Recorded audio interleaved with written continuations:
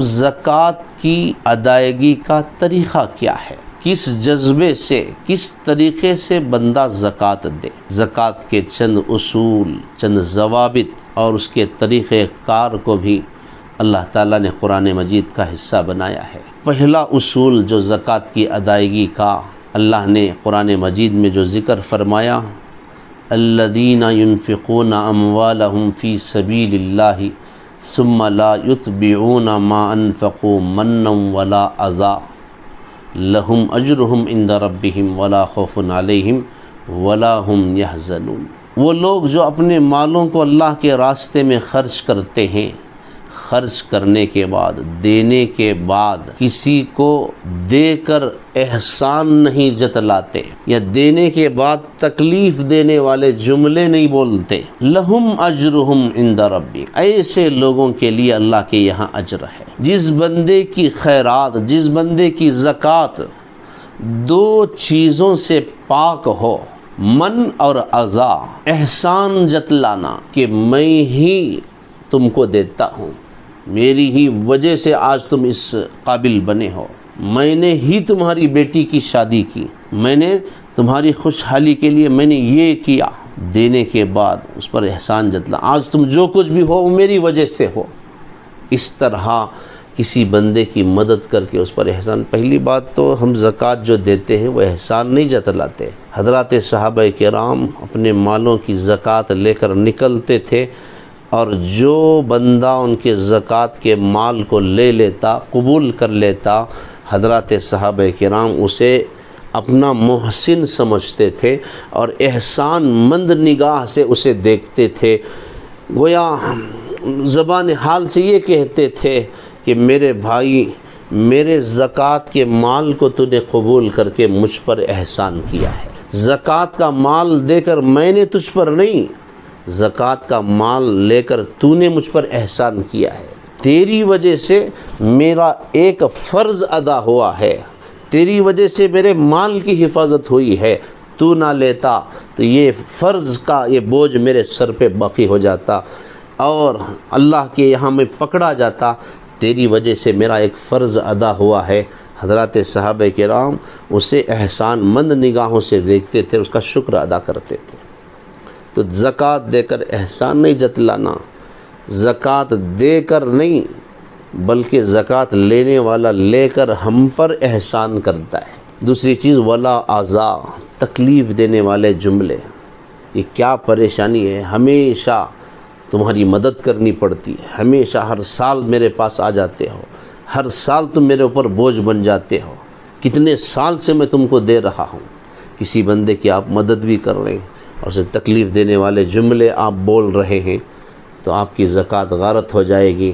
اللہ فرماتے ہیں یا ایھا الذین آمنوا لا تبطلوا صدقاتکم بالمن والاذی، اے ایمان والو اپنے صدقات کو، اپنے خیرات کو اور اپنی سخاوت کو من اور اذی سے برباد نہ کرو، احسان جتلا کر تکلیف دینے والے جملے بول کر برباد نہ کرو۔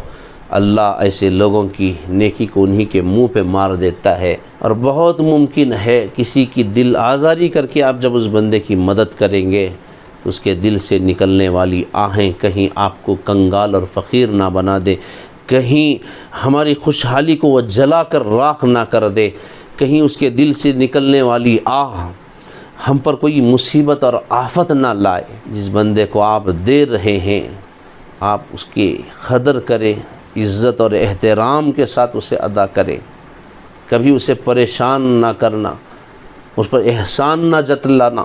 دوسری چیز زکوٰۃ کی ادائیگی کے سلسلے میں اس کا جو اصول ہے، اللہ نے فرمایا یا ایھا الذین آمنوا انفقوا من طیبات ما کسبتم ومما اخرجنا لکم من الارض ولا تیمموا الخبیث منہ تنفقون ولستم بآخذیہ الا ان تغمضوا فیہ وَاعْلَمُوا أَنَّ اللَّهَ غَنِيٌّ حَمِيدٌ۔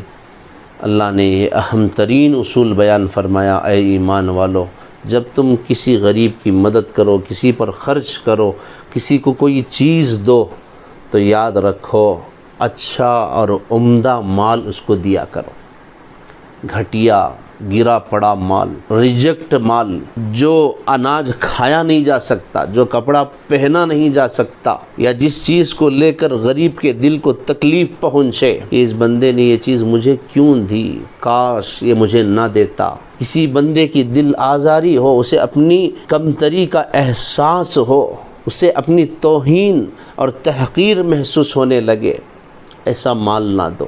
انفقوا من طیبات ما کسبتم، اچھا اور عمدہ پاکیزہ مال دے کر لوگوں کی مدد کرو۔ لن تنالوا البر حتی تنفقوا ما تحبون وما تنفقوا من شیء فإن اللہ بہ علیم۔ ہرگز اس وقت تک تم نیکی کو نہیں پہنچ سکتے جب تک کہ اس چیز کو خرچ نہ کرو جو تم اپنے لیے پسند کرتے ہو، جو تمہیں پسند ہے۔ اللہ کے رسول صلی اللہ علیہ وسلم نے فرمایا وہ بندہ مومن وہ ہے جو دوسروں کے لیے وہی پسند کرے جو اپنے لیے پسند کرتا۔ آج امت سے، قوم و ملت سے اس میں بڑی کوتاہی ہوتی ہے۔ آج ہم اپنوں کے لیے اور اپنے آپ کے لیے اچھا مال خریدتے ہیں، اچھا کپڑا خریدتے ہیں، اچھا اناج خریدتے ہیں، لیکن غریبوں کے لیے وہیں گجری کا لباس، 25-30 روپے میٹر کا کپڑا، 150-200 روپیوں کی ساڑی، اور راشن جو دیتے ہیں ناقابل استعمال۔ اللہ کے رسول صلی اللہ علیہ وسلم نے فرمایا وہ بندہ مومن نہیں ہے۔ مومن تو وہ ہے دوسروں کے لیے بھی وہی پسند کرتا ہے جو اپنے لیے پسند۔ جو چیز آپ کو پسند نہیں، آپ غریب کو دے کر اس کی توہین کیوں کرتے ہیں؟ اللہ فرماتے ہیں، اللہ کو اس سے بڑی غیرت آتی ہے۔ وَلَا تَيَمَّمُوا الْخَبِيثَ مِنْهُ تُنْفِقُونَ، غلط مال، بیکار قسم کی چیز، ردی قسم کی چیزیں دے کر کسی غریب کی دل آزاری نہ کرو، کسی کا دل نہ دکھاؤ۔ وَلَسْتُمْ بِآخِذِهِ إِلَّا أَن تُغْمِضُوا فِيهِ، اگر کوئی تم کو لا کر دے تو بادل ناخواستہ تم اسے لیتے ہو۔ جو چیز تم اپنے لیے پسند نہیں کرتے دوسروں کے لیے پسند نہ کرو۔ وَاعْلَمُوا أَنَّ اللَّهَ غَنِيٌّ حَمِيدٌ، یاد رکھو اللہ بڑا بے نیاز ہے، اللہ کو ایسے صدقے کی کوئی ضرورت نہیں۔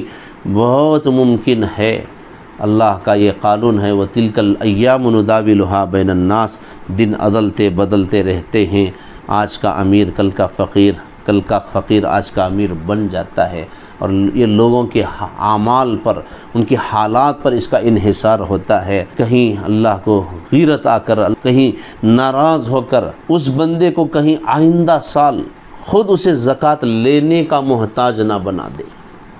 وَاعْلَمُوا أَنَّ اللَّهَ غَنِيٌّ حَمِيدٌ الشَّيْطَانُ يَعِدُكُمُ الْفَقْرَ وَيَأْمُرُكُم بِالْفَحْشَاءِ وَاللَّهُ يَعِدُكُم مَغْفِرَةً مِّنْهُ وَفَضْلًا وَاللَّهُ وَاسِعٌ عَلِيمٌ۔ شیطان تمہیں فقر و فاقے کا اور کمی کا خوف دلاتا ہے، برائی کی تمہیں دعوت دیتا ہے۔ اللہ تعالیٰ تم سے مغفرت کا اور زیادتی کا وعدہ کرتے ہیں۔ اللہ کے وعدے پر یقین کرو۔ اللہ کے رسول صلی اللہ علیہ وسلم نے فرمایا کبھی کسی بندے کا مال صدقہ دینے کی وجہ سے کبھی کم نہیں ہوتا۔ قسم کھا کر اللہ کے رسول صلی اللہ علیہ وسلم نے اسے بیان فرمایا ہے۔